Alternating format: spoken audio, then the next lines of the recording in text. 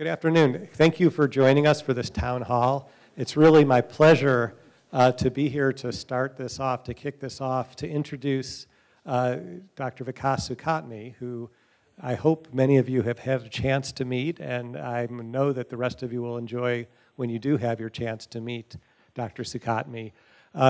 Since November 1st, Dr. Sukhatme has been the Dean of the School of Medicine and the Chief Academic Officer for Emory Healthcare, which is a new position that is in our new architecture. Dr. Sukhatme comes to us from Beth Israel Deaconess Medical Center, where he served as the Victor Oresti Professor and was the Harvard Faculty Dean for Academic Affairs at Beth Israel Deaconess Medical Center and the Chief Academic Officer at BI DMC as well. He had a long and illustrious career at BI DMC, starting off as the Chief of Nephrology, working his way through a number of very interesting roles into his final role. He was born in India and then grew up in Rome, went to MIT to get both his bachelor's degree and his doctorate in theoretical physics, before going back to medical school in the Harvard-MIT Science and Technology combined program for his MD degree. He's had, again, a very interesting career, both in his interests and his research, which he'll be sharing with you. He went on to do his residency and fellowship at Mass General, spent some time at Stanford before his first academic faculty appointment at the University of Chicago. I look forward to hearing a little bit more about his vision. I know it's very compelling, and I'm very excited about what he's going to bring to Emory with his variety of experiences, and I think most importantly, the strength of character, his humility, his expertise, and really the role I think he's going to play in bringing us forward in so many ways in the School of Medicine. So please join me in welcoming Dr. Sukhatme. Thank you very much.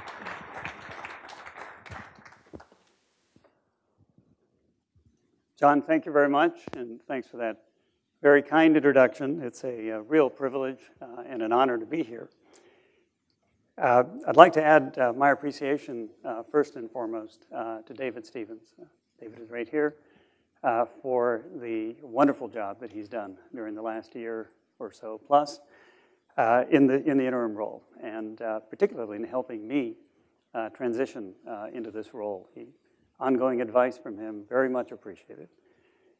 I'd also like to say that this has been an amazing welcome. Not sure if it's Southern hospitality or whether it's the Emory family or whatever it is, but when Santa Claus came the other day and cleaned out the snow in front of my home, it's a true story. I uncovered who that gentleman is, and he was a gentleman, and he happens to be here. I won't embarrass him by saying who it is, but that was truly amazing. So this is an interesting place, and Santa Claus really does exist. I also might add that one of my fellow deans called up the other day and sent us a dinner, which was incredible. I'm not sure, John, if you have anything to do with this, but if you do, thank you. Again, thank you all for a very, very warm welcome.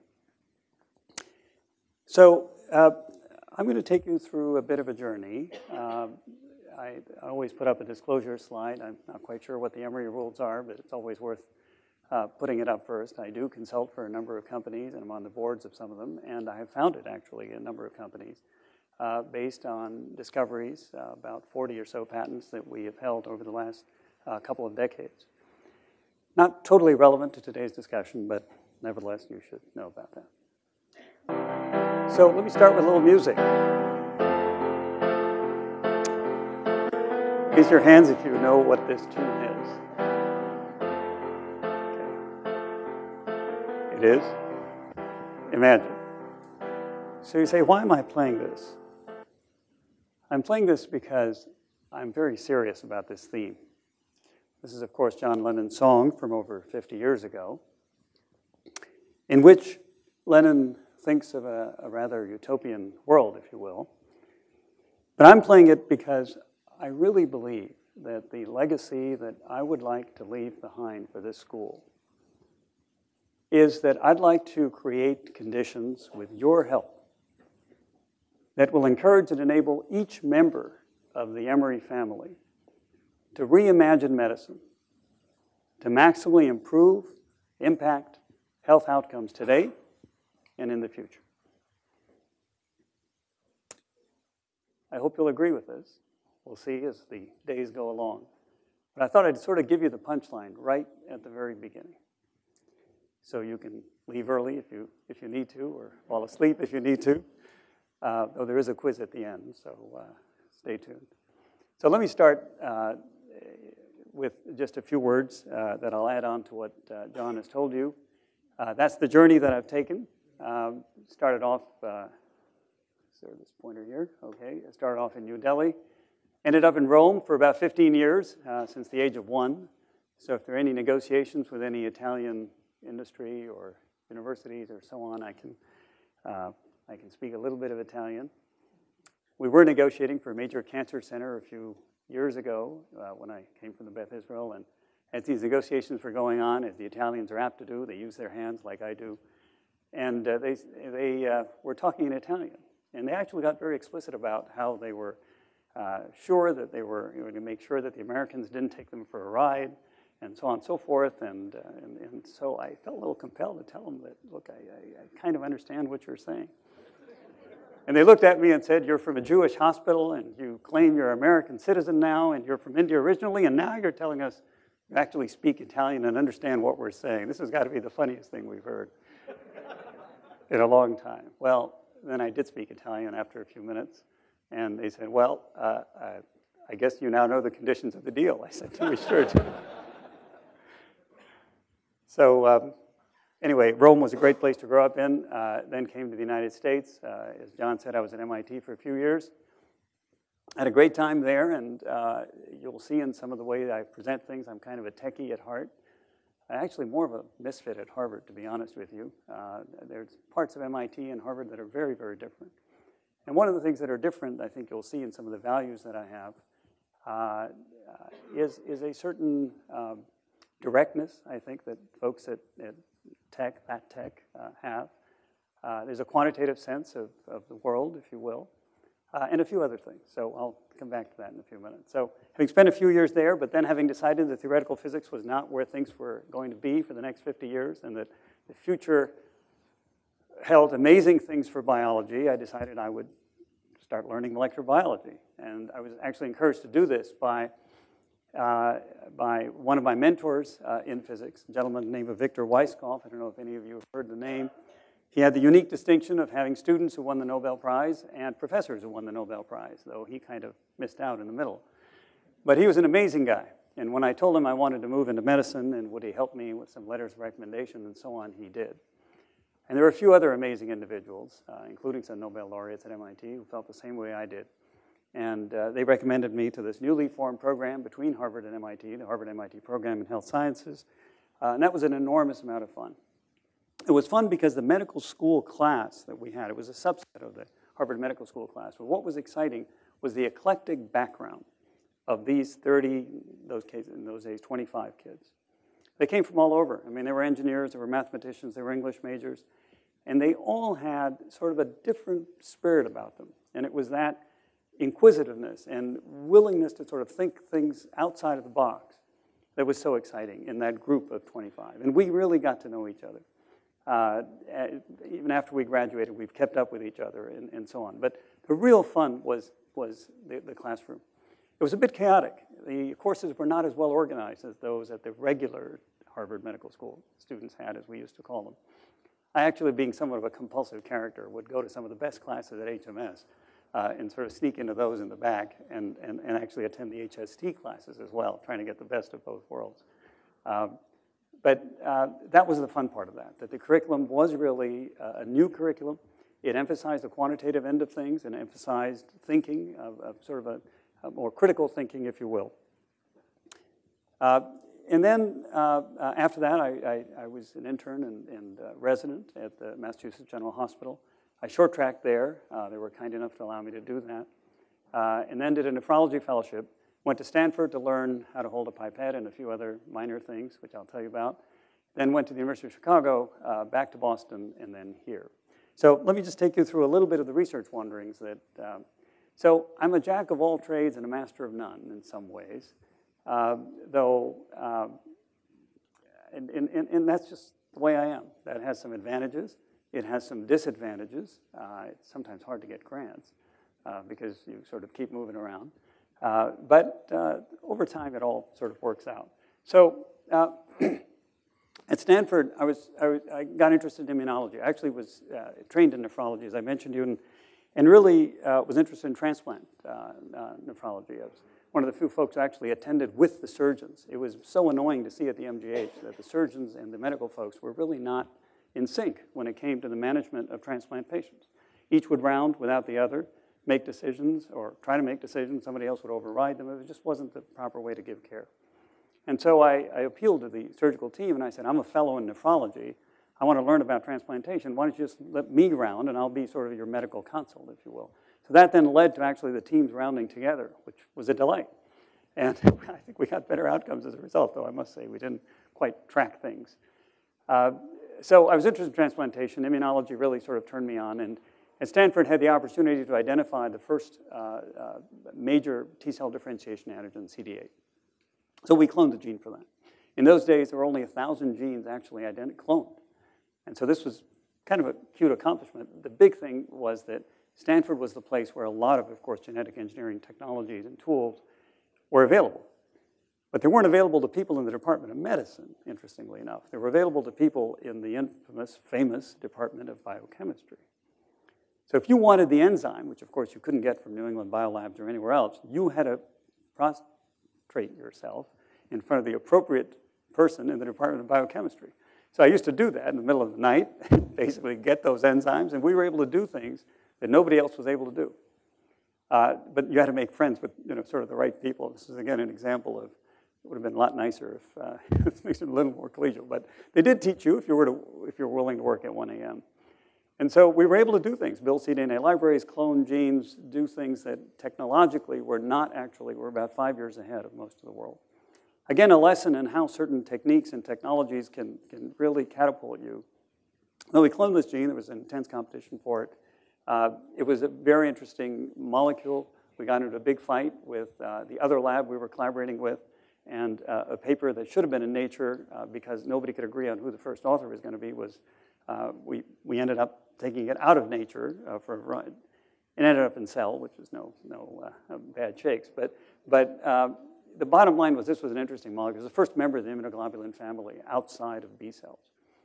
And I'm very proud to say that there's a piece of this clone that goes into today's CAR T cells because there's a hinge region that we identified in that cell paper that sort of swivels around. And that's critical when you want to make a T cell behave actually like a B cell, which is what CAR T cells are, right? They're essentially an antibody recognition site that is outside of the cell. And you've got to have this hinge region so the thing swivels just right so that it is able, in fact, to transmit the right signal into the cell and create a killer capability. So you never know how things sort of turn out, but we did actually in that cell paper identify this injury. That made me very happy that it's being used today for some good reason. So this was a great cloning experience. We learned a lot about that. I ended up going to the University of Chicago, and there decided my interest was always in sort of understanding how cells grow and how signals are transmitted from the outside to the inside of the cell. And there were certain genes that have been identified, FOS, MYC, and several others, as key signal transducers. And so I was wondering, are those the only ones, or are there others? And so through a certain strategy that I had learned at Stanford, a technology called differential screening that allows you to compare gene expression in 2 different cell types. Now we do this routinely, of course, by other methodologies. We identified genes that were upregulated by signals that turn on growth signals. And through a certain sort of clever strategy, we rediscovered these same genes, FOS and MYC and so on. So I said, hey, got to be on the right track. And then there were others that popped out. And it turns out the first one that we really studied had a certain structure, which had what are called zinc fingers. Zinc fingers turn out now to be the most common motif in the human genome. And so these are transcription factors. This was the second one identified in the mammalian genome by us. There was another one that beat us out by a few days, literally, in all papers in Cell. This was very exciting because these transcription factors essentially were responsive to growth signals and a whole bunch of other signals. Turns out right now, as you're watching me, this gene goes on in your visual cortex through certain mechanisms. This gene goes on in certain parts of the brain when you seize. So there are all kinds of, these are signal transducers, basically. So as we were studying these zinc fingers, I had a background in nephrology. It turned out there was a gene that's responsible for the creation of Wilms tumors, in the genesis of Wilms tumors. And that gene structure, the protein predicted was a zinc finger protein. So I kind of jumped on that. I didn't clone that, but I jumped on that. And I started studying what, in fact, these zinc fingers might be binding to in the Wilms tumor gene. So we identified, in fact, a sequence. And therefore, a target for the Wilms tumor gene. So we sort of got into that. Now, well, we'd gotten into cancer now. We'd gotten into the kidney field. So I said, well, what about other tumor suppressors? And there's one called von Hippel-Lindau, and that's how we got into kidney cancer. Von Hippel-Lindau is a gene that's mutated in 60-70% of kidney cancers. So we started studying the targets for VHL. And we identified a bunch of targets, including, in fact, TGF-beta and VEGF, vascular endothelial growth factor. And that became the basis, in fact, for why anti-angiogenic therapy directed against VEGF, in fact, has some efficacy in kidney cancer, because it affects one of the targets of the gene that is missing in kidney cancer. So that's how we sort of got into that. And then there were lots of interesting similarities between what's going on in polycystic kidney disease and what goes on in kidney cancer. These are both growths of a certain kind. And so I started putting my head towards that, and we identified certain interesting genes in PKD. We were not the first, but we put some connections together as a first group. Then I was always impressed by a problem that continues to plague the dialysis population today, and that is that various axes get clotted up. They're not actually clots, there actually is a growth within the axis. And the growth is a growth of vascular smooth muscle cells. And I said, gee whiz, this is another growth problem. There should be a way of getting around this. And there are a number of ways. So we published a number of papers. We're very close to getting funded. We never got funded for this project. I still feel it is a fundable project. And that is that there are drivers that we understand today that allow vascular smooth muscle cells to grow. In this case, they're growing inside the axis. And that includes such drivers as PDGF and others. We have molecules to do that. There are ways of slowly releasing these things. That grant should be polished off and resubmitted again. We came very close to funding, never got it funded. This problem, by the way, is still the major problem in vascular access today.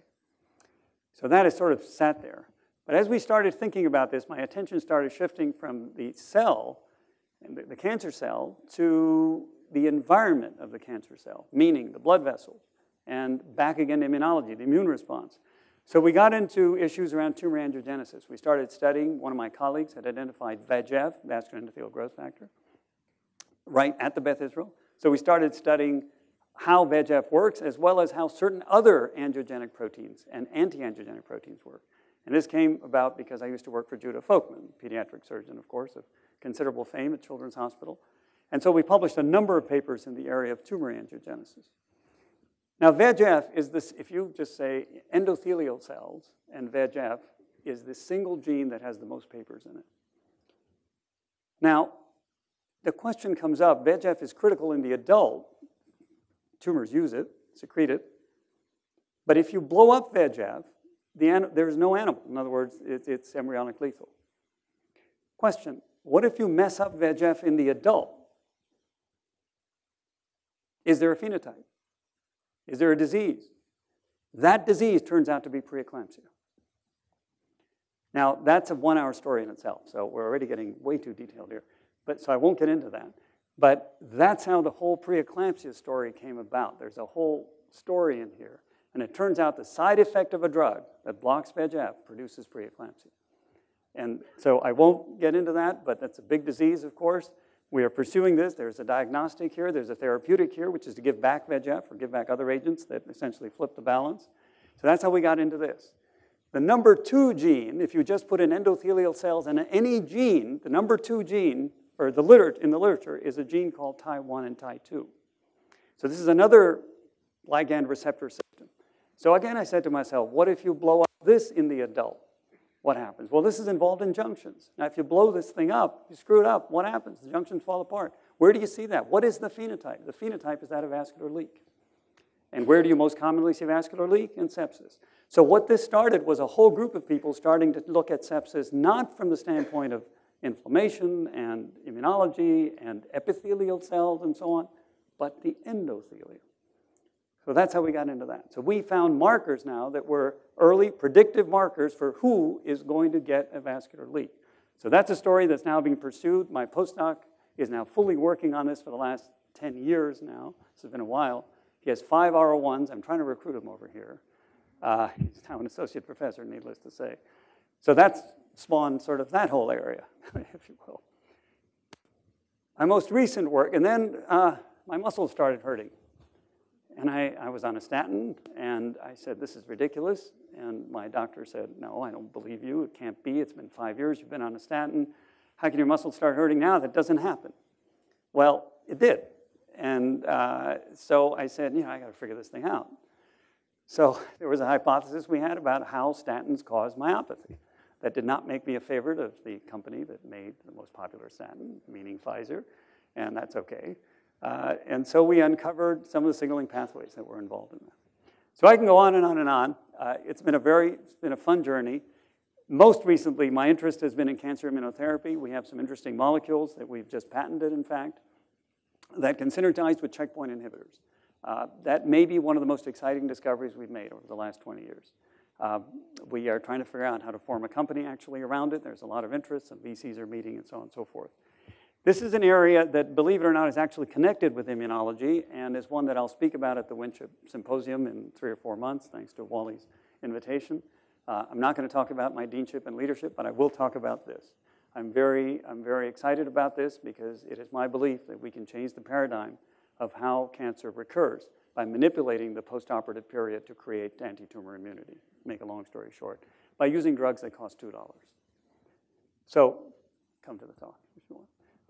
So that then brings me to this topic, which is at the very top, and that is that there are drugs, there are ideas that are not financially of interest to drug companies. Can we pursue those? And if so, how do we raise the funding to do that, and so on and so forth. And it's a topic that I'm very much interested in pursuing and seeing if we can broaden it out to a larger sort of landscape here in the academic sector. Done a number of teaching sorts of things. I won't go into this in any detail, but I am very interested in bringing our knowledge of medicine and excitement around medicine to a whole bunch of constituencies, and I'll take you up in a number of arenas on this. Let me actually skip this for now. And I think John has actually highlighted some of the roles. In the last 8 years, I've had a job somewhat similar to this, though not in as big a scope, at Harvard Medical School and at the Beth Israel, as John mentioned, trying to map out research strategy, trying to figure out what to do, what not to do, funding sources, incentives, et cetera, et cetera. Not dissimilar from some of the functions that... So I've learned a number of lessons, more about myself, what I enjoy, what I don't enjoy. And here on the left, I'm not going to read through all of these, are the kinds of things that I've learned to value. So I've mentioned a bit about meritocracy, sort of a quantitative view of life, if you will, when it's possible. So if you come to me for funding, I'll say, what can you do with $10,000? What can you do with $100,000? What can you do with $1 million? Just give me a sort of a broad feel for things. Or of course, you can ask me that. Do I have that first? But these are all sorts of sort of things. I think you know a bit about this. I have my 3 o'clock adventures, which means that I sort of walk around the place and try to meet with people. And I met some fascinating people. I met a pharmacology group today. I met somebody who's sort of scared about what's coming up in anatomy. These are mainly students. I found applicants, MD, PhD applicants the other day. It was a nice bunch of people. They were so well dressed. I said, these couldn't be medical students. And they were MD, PhD applicants. And so we had a little chat about that, and I just had an impromptu welcome them to Emory. I said, you're here a little less time than I am, but I haven't been here that long as well. So in a healthy dose of some humor and some humility is always, I think, a good thing.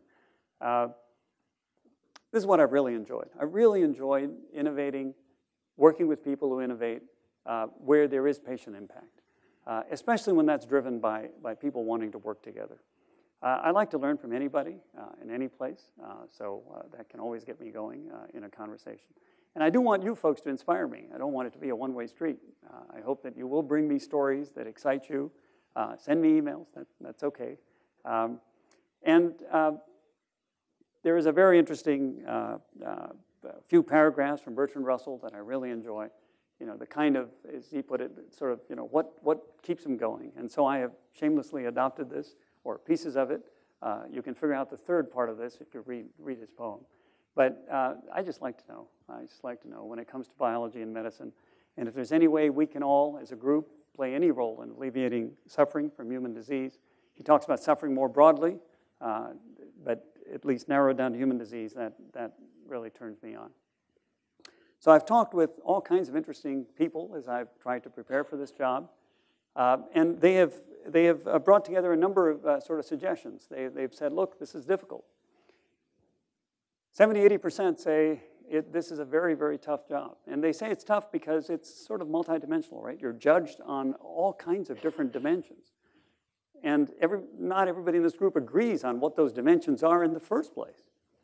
We do agree we have a tripartite mission, but even within the tripartite mission, just taking research, for example, what should the emphasis be on basic versus, let's say, more applied research and so on and so forth. So at every level you start dissecting these things out.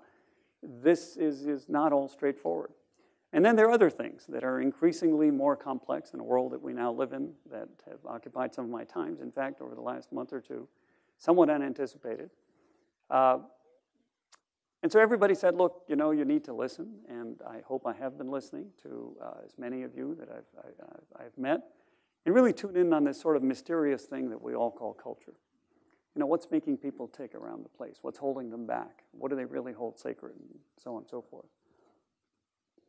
And but don't keep listening forever. There's sort of a timeline here. And at some point, you've got to get up there and start telling people the way you're thinking about things. And so try to sort of score some early wins. Try to indicate at least a very broad vision. That's what we heard today about. Very important to forge strong relationships, I believe, at least with your direct reports, is your own leadership team, as well as with the chairs and the faculty. And don't micromanage, or else you'll never get anywhere. So lots of good advice. And people have asked me, why did you take this job? And I'll put it to you very simply, and I feel very sincerely about this. I have taken this job because I believe we can do things here that will change the world. I mean, it's as simple as that. And we have to be bold enough that we believe in this. And I hope that you will agree with me. And I hope I can motivate you in the same way that you can motivate me in that. We're not doing this for Emory. We're not doing this. We're doing this for the world. We're doing it for the patients of now, and we're doing what we do for the patients of the future. In some ways, it is as simple as that. Maybe idealistic, but I'm going to stick to those ideals. That's why I've taken this job. So let me talk about a bit about aspirations for this place. We are living at a unique time. I could not have made this statement, nor could really anybody have made this statement, I think, just a few years ago. And the reason for this is quite straightforward, right? A whole bunch of things have started coming together. We have the revolution now that allows us to figure out all the list of our genes. It's no big shakes anymore cloning anything. I mean, we have the whole list now. And it's not just the genes, it's the RNA, it's the coding RNA, it's the non-coding RNA, it's the proteins and all protein modifications. So that's all proteomics, and there's metabolomics, and there's lipomics, and then there's glycomics, well represented at this institution, so on and so forth. So we sort of have a parts list for the first time, which means we can personalize therapies of various kinds, et cetera, et cetera. And it has all kinds of other implications. Same time, we have the IT revolution that's going on. And that's a huge revolution and continues to go on so that we can gather the data, we can mine it in sophisticated ways, we can visualize it in sophisticated ways, and we can act on it. Very exciting stuff going on here that I've just heard about recently around real-time actions that one can take, perhaps in the ICU and others, by recognizing certain patterns, sort of anticipatory medicine, if you will, in real time. There's no one parameter, maybe 50 parameters that are being juggled around that we can keep track of that then predict what's going to happen. And then, of course, there are technologies, whether it's CRISPR, whether it's RNAi, or any of these things to functionalize, really, what this parts list is all about. and to really probe the human organism at the same time. Technologies in imaging and others that I know are being emphasized here, and I believe that's fantastic. To actually visualize these processes in humans just about as well as we can visualize them in mice. So you start putting all this together, and you add on to it one more layer, and that is that there are a subset of patients who are incredible advocates, really fairly well-informed, engaged, empowered, want things done, and you've got a heck of a combination over here. And this allows one to start thinking about doing studies that are different from the way we classically, for example, design clinical studies. May not be quite as robust, but there are ways of looking at patient-reported outcomes. I know here in the School of Nursing and others that that's one of the exciting sorts of topics, where we can start getting information and start getting some signals that may not be as robust as that of a randomized phase 3 trial, but which still is very, very potentially. I mean, in fact, some cases may be more meaningful because it's actually data derived in the patient's own environment and not in the artificial environment of somebody coming to the hospital in an episodic manner. Of course, I forgot to mention technologies and sensors that further feed into this information, additional technologies. And we need to get some good internet connections, to say the least, so that we keep up with these patients. So these are all things sort of coming together. So you say, well, so what, right? So this allows us to be bold. This allows us to take on the big problems. Now, you could always have done that, but the difference is now there is a chance that we will actually succeed. There's a chance, and a good chance, that we will actually find the solutions to problems that have bedeviled us for so long. So then the question is, well, who's going to really capitalize on this? And you can cite the usual suspects: universities, academic medical centers, freestanding research institutions, industry, et cetera. But we are the ones, the academic medical centers are the ones who are singularly poised. And the reason is obvious. We have the university connections. And in this case, we're actually embedded within the university. We have a hospital, and we have a medical school, and we have a business school, and we have lots of chemistry and other things, all in one location. And with a structure that allows that interaction to occur. And we have the patients, of course. So we are in an incredible position at this institution if we exploit those facts. So at the end of the day, though, you have to look carefully at why this doesn't happen. And there are all kinds of barriers. There are physical barriers. There are infrastructure issues. There are policies, incentives, and credits issues. Promotion policies, for example. Do they reward team science? I mean, here I'm getting up and talking about this. Well, I've looked briefly at what I know here. There are some problems here. This is a big issue at Harvard. How do we reward people who are parts of teams? In terms of promotions, for example, or in terms of categories of professorships and so on. Intellectual property issues. In IDCs per square foot, we've had, in my past, space stewardship plans. But the IDCs are assigned usually to one department, not others, even though the departments are collaborating on a joint grant. And so that's a bit of a problem depending on how your policy reads, right? So there are some nitty-gritty issues like this. And then, of course, there are issues around knowledge. The engineers don't know what the clinically relevant questions are, and we don't know what the engineers are capable of, and so on and so forth. So you have to systematically take these one by one and say, how do we break down these barriers for these problems to be solved? If we don't do that, so I came across an obscure paper when I was actually going to highlight it here, but I didn't get to it, from John Lewin, none other, who looks, in fact, at some of these issues. I say obscure in a funny way, of course. It's a very deeply thought out paper, focused in radiology, on interdisciplinary collaboration, and what makes them work and what doesn't make them work. So there's a whole sort of science, business side to this. And as you'll see, one of the things I think we absolutely should do as we start doing some of these things is to get the business school involved and make this a scholarship, make this a study in innovation and so on. So we're also living at a unique time in Emory history. Whatever I can gather in the last month and the due diligence that I did before John sort of said, look, make up your mind here if you want to come or not, we are at a unique time here. Got a new president, got a new provost, got a new CEO of the healthcare system, and a bunch of other folks. And that admixed with a lot of the other folks who've been here, creates a very interesting inflection point in my view. This is the time to seize. Spent 4 hours, I was privileged to spend 4 hours on Sunday, sort of an impromptu call to meet with the president, and there were about 12 of us who gathered together to talk about the university strategic plan.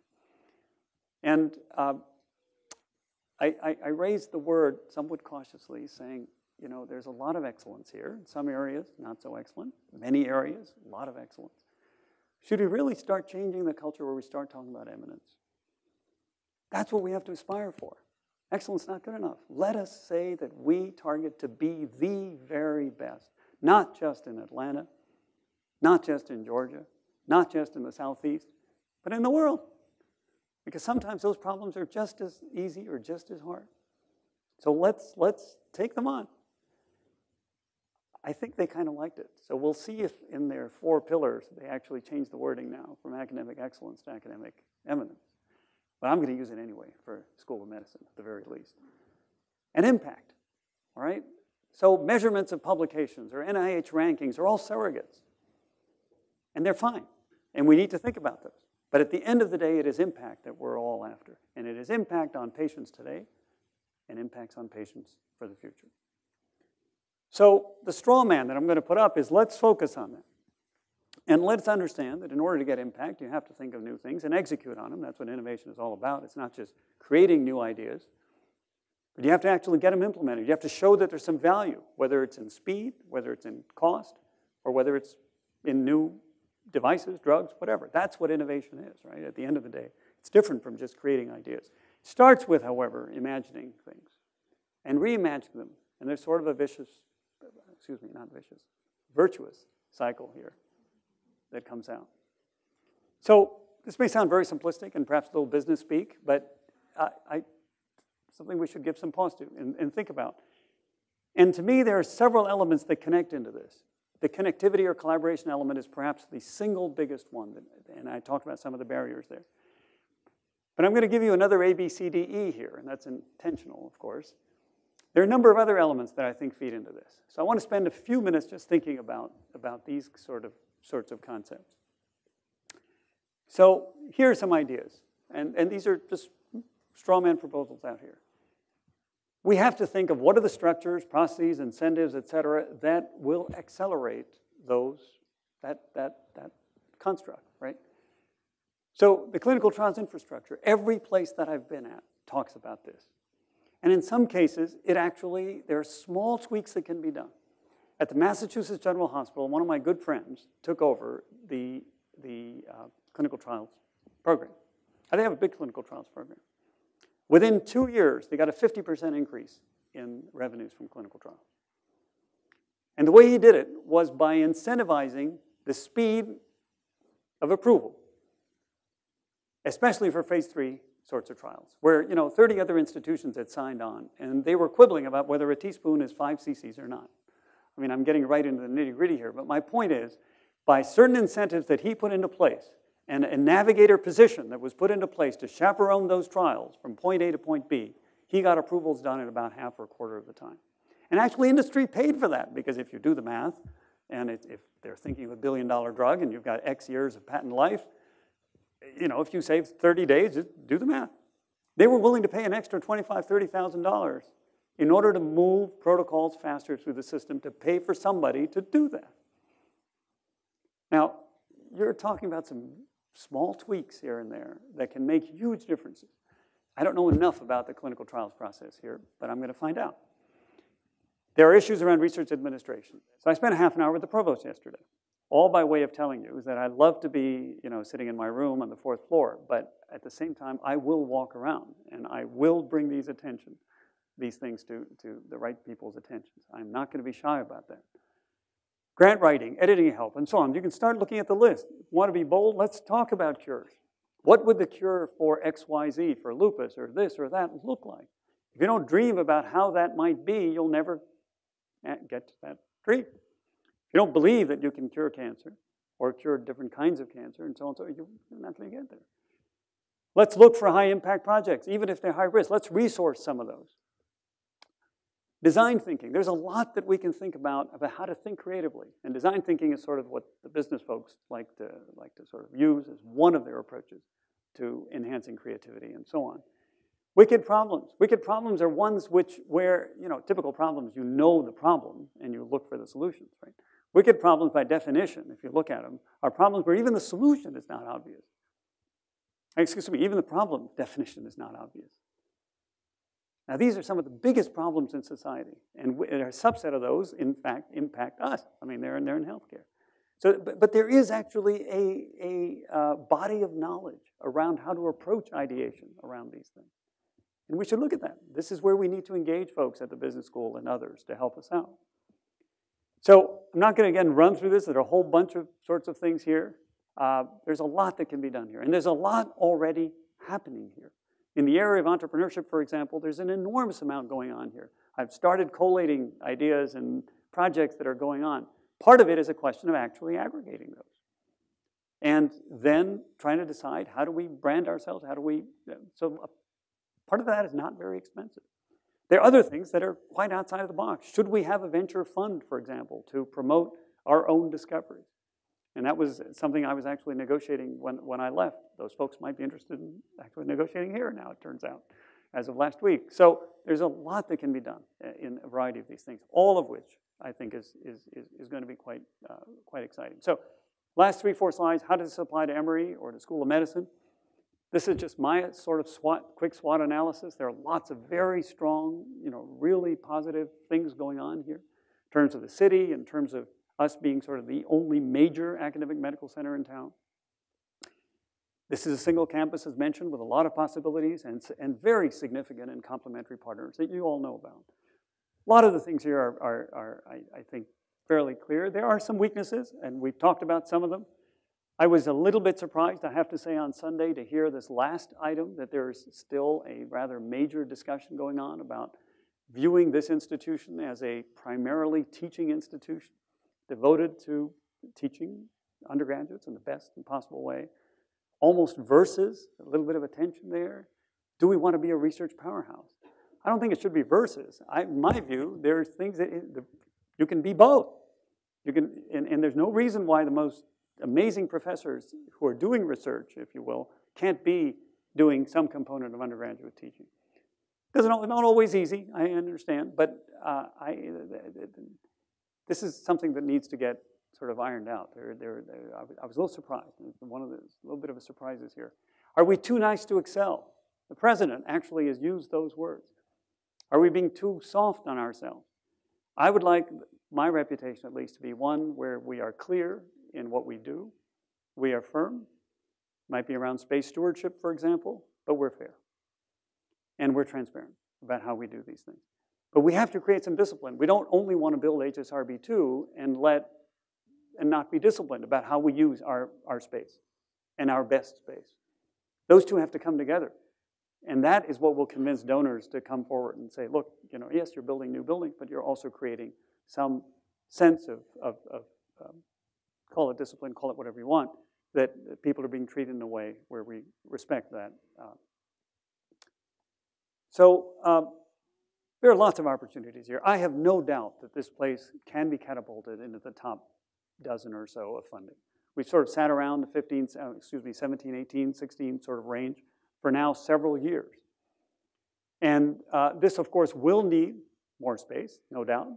It will need dollars and so on. And as you know, this is something that's ongoing. John can update us if he'd like. And I've listed a number of other things here. Alumni, community involvement, health and research and health disparities, with Grady here on board specifically, and Atlanta being such a wonderful city with so many diverse populations. This is really an area that I think can be exploited in a very powerful way. Is something we can. I mean, Los Angeles is another example of this, for example. But not every city has that ability. New York was another example. But we're one of 5 or 10 cities which we can really say in the United States, we've got that. We've got a variety of populations here for which we can benefit from. So there are a lot of threats. I've listed a few here. Vacancies and leadership positions and retention issues. I'm learning more and more is a sort of a bigger issue than I must admit I had first anticipated. This issue of burnout, we've heard lots about. It's something we do have to take into account sort of very carefully. The loss of academic time, especially as we are growing in our healthcare system, is a topic that comes up repeatedly at all levels and has to be taken very seriously, one we've grappled with a lot in Boston. So let me end with a few sort of concluding thoughts here. Here's some of the miscellaneous points. So I am suggesting that from a central standpoint, the School of Medicine, sort of my vantage point, should focus on the conditions, on the infrastructure, on the resources, policies, culture, et cetera, that promote the kind of thinking that I think we might all agree is worth doing. So rather than say, look, I want an initiative in A, B, or C, I'd like to see that coming more from the ground up, if you will.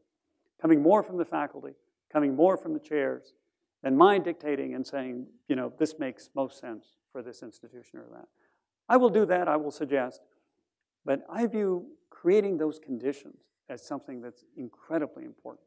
And I will devote energies to that effect, and monies in that direction, that will try to address some of those issues. There's a lot in place, as I've said. There are a number of strategic plans going on. We don't have to spend some time on that. There are a lot of School of Medicine strategic plans that are hanging out there. I've gone back to 1997 and looked at some of the earlier plans that Tom had and several of you have had. And we don't want to reinvent the wheel. There's a lot of still very good ideas there. But we will launch at least a more truncated version of what we'd like to talk about in March of this year. I haven't talked about the basic sciences per se. There is no question in my mind we must protect and enhance those departments. Make no mistake. We would not have had Taq polymerase. We would not have had CRISPR if people had not had the curiosity to wonder about how organisms survive and you know, under high temperature, for example, for Taq and so on and so forth, right? But people, even there, have to think big. I don't want to know the number of spots on the distribution of you know, how many spots there are on eggs in ostriches. I mean, sure, that's a solvable problem, but it has zero impact either in basic science or zero impact for patients. I'm being somewhat facetious, though this is an example taken from a well-known book by Peter Medawar called Advice to a Young Scientist. So if we're going to take on those kinds of problems where we want to discover big things in terms of basic knowledge of biology and biological processes, yes, let's do it. But then let's do that in a manner that thinks big at the same time. Doesn't immediately have to have translational impact. However, having said all that, we are in a school of medicine. And to not draw upon linkages to disease would be a mistake. I would like every person in a basic science department to ask themselves at least a few % of their time to say, what are the possible disease connections? It's unbelievable how just a little bit of time in that and some effort to cross, you know, sort of knowledge barriers can take you. And that'll be one of the connectivity things we'll do. We will set up programs where we will speed network and get to know what a whole department is doing and what that future of that department looks like from the vantage point of disease or other departments. There are ways and ways of doing that to get sort of whole bodies of knowledge transferred in at a certain level in a very rapid manner. So you'll hear more about that.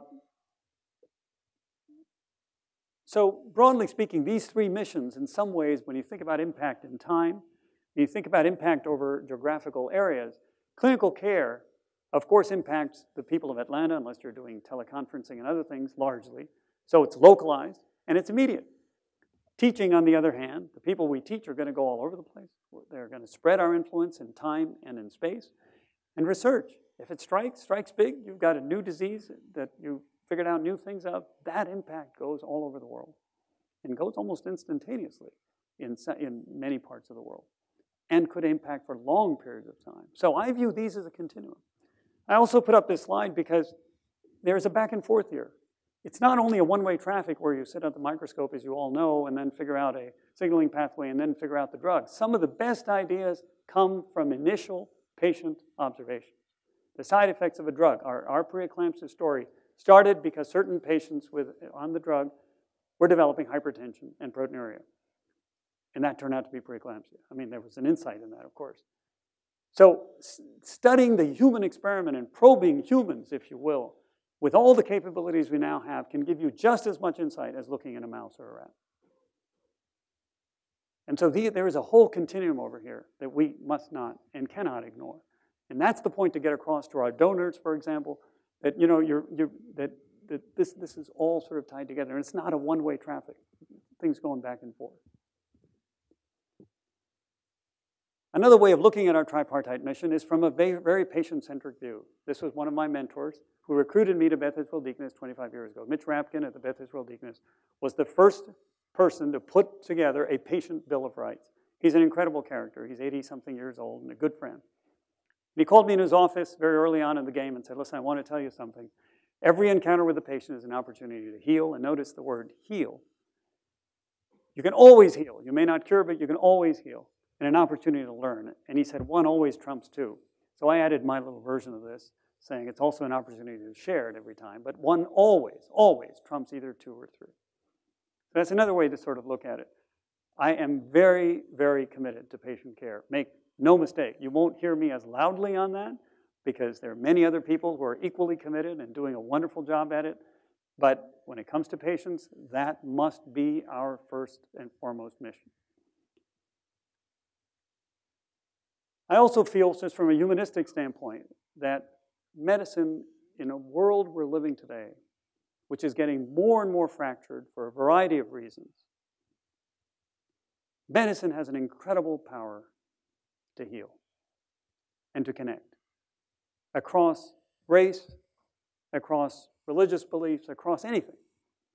Because without health, you've got nothing. It's really very simple. And so whatever we do at a global level, whatever we do in research that then takes us and takes that research and is valued at other institutions and other places, these are all the connections. And there's no other calling that has this so given to it. And to me, that's very exciting. And it's something that we need to keep reminding ourselves, keep reminding our students, our trainees, and so on.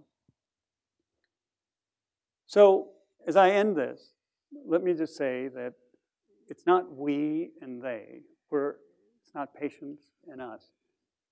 We can turn very quickly into becoming patients ourselves, as I'm sure you all know. So at the end of the day, I go back to where we started. We're doing this as a group. We're doing this to think of a world that's a little different from where we all started. So I hope you'll agree with me and say that I'm not the only dreamer. I'm a dreamer, but I'm not the only one. I hope so. Thank you. Thank you very much.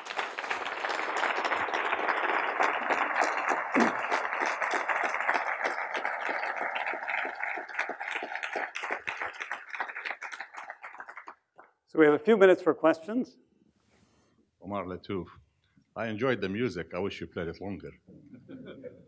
Having said that, I really enjoyed the thoughts that you have put forward, particularly about the intersection of technology, information technology, and patient care. As a cardiac surgeon who has operated on many thousands of patients, and as I am approaching the near end of my career, I feel that we have a major obligation of moving up the river and interrupting disease before they mature into myocardial infarctions and strokes and so on. Population health is perhaps one of the most important issues that we can capture. And you have triggered my thoughts with your suggestions that we should bring information technology and apply it to healthcare. I think that's a great challenge. Thank you. Okay, totally agree.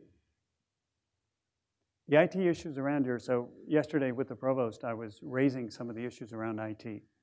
And at various levels. In other words, what is the plan here at Emory broadly and in the Woodruff Health Sciences Center? It's a topic that's under great discussion in the strategic plan, needless to say. Sort of what is the plan for data science, right? And it is a high priority in the Woodruff Health Sciences Center plan, as you'll hear in great detail from John and others. I was sort of asking the provost, what are his thoughts on that? And so he suggested I talk with Rich Mendola about this, and who's, of course, on the planning side for WHSC. So we thought we'd get together with you, John, this afternoon. And these emails are flying around, and sort of trying to map that out a little bit more carefully and get the university involved as well.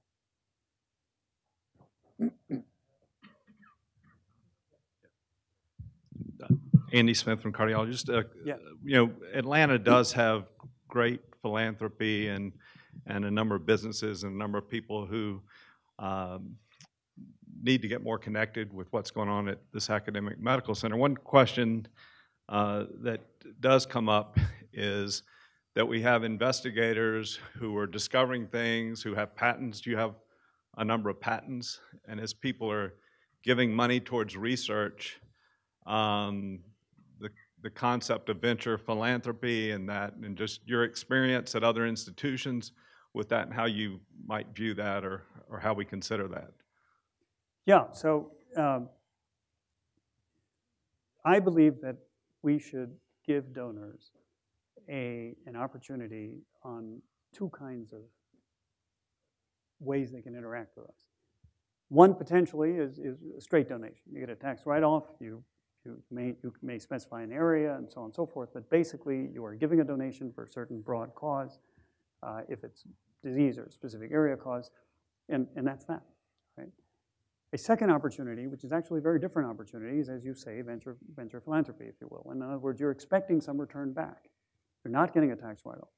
And so that's where this concept of actually setting up a fund, which will in fact give a potential return, which will potentially invest as a priority in ideas that emanate from Emory, that concept. And so one of the negotiations I was in was with an external, so we could do that with our current donor base, or we could go to people outside of the current donor base. I believe these two are not competing with each other. They are different, different donors want to do different things, and a given donor may want to do both. They want to put part of their money into a straight donation, and another component of their money is part of a fund. All doable. There's nothing that's not doable there. As long as leadership agrees that one is not poaching from the other. That's where the concern is. But we can talk more about it. Yeah.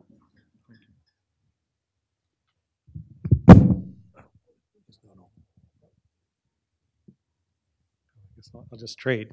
Well, I'd like everyone. Let me first start by saying that when I first met Vikas and had a chance to talk to him about some of his ideas, I thought, boy, I can't wait to hear when he has a chance to address the School of Medicine faculty and the leadership on his thoughts, because they're going to be thoughtful, they're going to be provocative, they're going to be innovative, and all I can say is I certainly was not disappointed.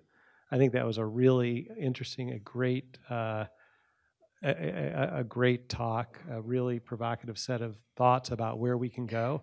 And I'd like everyone to join me in thanking you for an incredible presentation. Thank you, Jeff. Much appreciated. Lots to do.